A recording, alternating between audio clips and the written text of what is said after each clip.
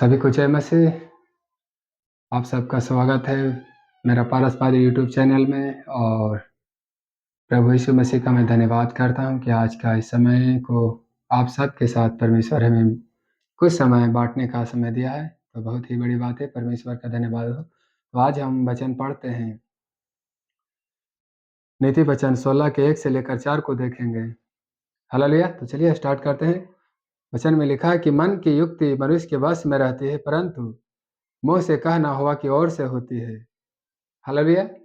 हमारे मन में बहुत सारा युक्ति रहता है, बहुत सारा बातें रहता है ना? लेकिन मुँह से निकालना है परमेश्वर की ओर से होता है।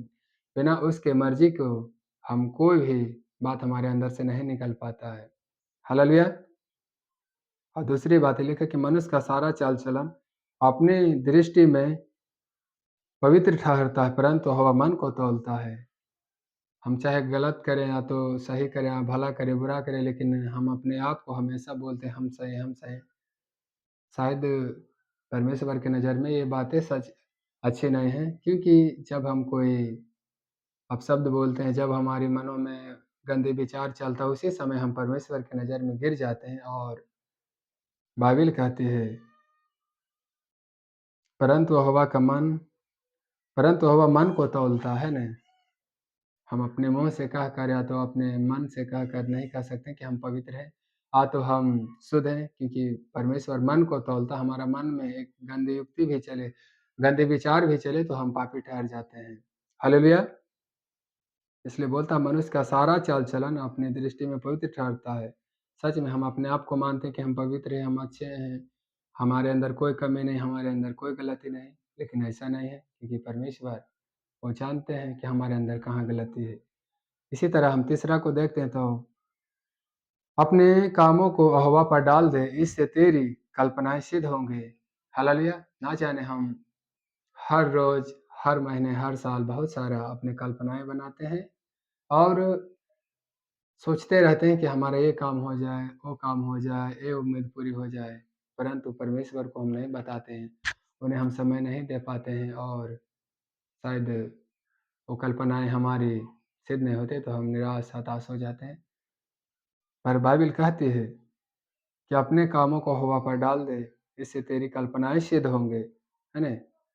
तो हमें बाइबिल के अनुसार ही परमेश्वर के सामने जाना है, ताकि परमेश्वर को भी हमारे जीवन में काम करने में आनंद आए। हालेलुया।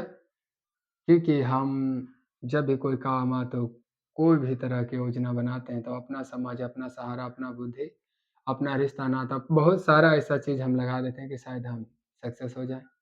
परंतु परमेश्वर के बिना हमारा काम सक्सेस नहीं हो पाता, नहीं सिद्ध हो पाता। इसलिए बाइबिल कहती है कि इससे तेरी कल्पनाएँ सिद्ध हो जाएँगे। किस पे डालना है? सारा चिंता हो, मुसीबत हो, काम हो, काज हो, चाहे कितना ही बड़ा आपका आशा उम्मीद हो, सब परमेश्वर पे डालना है, क्योंकि वो ही हमारे लिए हर एक रास्ता खोलेंगे, हर एक जुगाड़ करेंगे, हर एक-एक जो हमारे ऊपर बहुत सारा दबाव, प्रेशर, वही सबको हटाएँगे। और हमें विश्वास है कि परमेश्वर हमें कभी नहीं छोड़ता है ना? उसी तरह चौथा वचन कहता है कि यहोवा ने सब वस्तुएँ विशेष उद्देश्य के लिए बनाए हैं, वरन् दुष्ट को भी विपत्ति भोगने के लिए बनाया है। हालेलुया! इसमें कोई शक वाली बात नहीं है, क्योंकि एक बार प्रभु यीशु मसीह भी एक मरीज़ बीमार के सामने जाता है, और उसके चेले पूछते हैं कि गुरु, ये जो बीमार पड़े हैं, इसकी ये कैसे है? इसका माता-पिता ने पाप किया है या तो ये पाप किया है? तो प्रभु यीशु मसीह ने उसे बहुत ही अच्छा से उत्तर देते हैं। कहता है, नहीं तो इन्होंने पाप किया है, ना तो इनका माता-पिता ने पाप किया है। इसके अंदर इसलिए है कि इसके ऊपर परमेश्वर की महिमा प्रकट होगी, है ना? परमेश्वर के उद्धार को देखेंगे। हालेलुया! इसलिए आपके जीवन में, हमारे जीवन में चाहे कोई भी संकट, मुसीबत आए, तो ऐसा नहीं कहना है कि उसके वजह से आ गया, इसके वजह से आ गया, हमारे वजह से आ गया। क्योंकि कुछ बातें ऐसा भी होता है, जो परमेश्वर की ओर से होता है, क्योंकि उसी के द्वारा परमेश्वर आपके जीवन में एक गवाही को खड़ा करेंगे, और आपको जीवन में एक बहुत ही बड़ा परिवर्तन भी ला सकते हैं, क्योंकि सारा चीज़ परमेश्वर के वश में। क्योंकि बाइबिल भी कहती है कि आपको मन के तौलता, जो हमारा मन के तौलता, तो हमारा कामों के भी वो तौलते हैं, है ना? इसलिए बोलता है कि सारा काम यहोवा पे डाल दो। हालेलुया! इसलिए बोलता होगा ने सब वस्तुएँ विशेष उद्देश्य के लिए बनाए, क्योंकि परमेश्वर के लिए चाहे हमारे अंदर कोई भी काबिलियत हो, बुराई की हो, अच्छाई के, लेकिन परमेश्वर हर एक चीज़ को इस्तेमाल करना जानता है, क्योंकि परमेश्वर सबसे बड़ा बुद्धिमान है। हमारा अंदर बुराई भी है तो उसे भी नहीं वो छोड़ते हैं। वो उसे भी काम में लाते हैं कि आपकी बुराई के द्वारा अगला आदमी का आँख खुल जाए, अगला आदमी का सोच बदल जाए, है ना? तो परमेश्वर ऐसा नहीं कि सिर्फ़ अच्छाई को, हमारे अंदर दोनों चीज़ को परमेश्वर उपयोग करते हैं। और बोलता होगा ने सब वस्तुएँ विशेष उद्देश्य के लिए बनाई, वरन दुष्टों को भी विपत्ति भोगने के लिए बनाया, है ना? दुष्ट हो तो कोई भी पापी हो तो ऐसे क्या है, ऐसे नहीं उसे बनाया, उसे क्यों बनाया? क्योंकि उसे देखकर आदमी बदल जाए, उसको हालात को देखकर अपने आप को पश्चाताप करे, इसलिए परमेश्वर उसे बनाया। हालेलुया!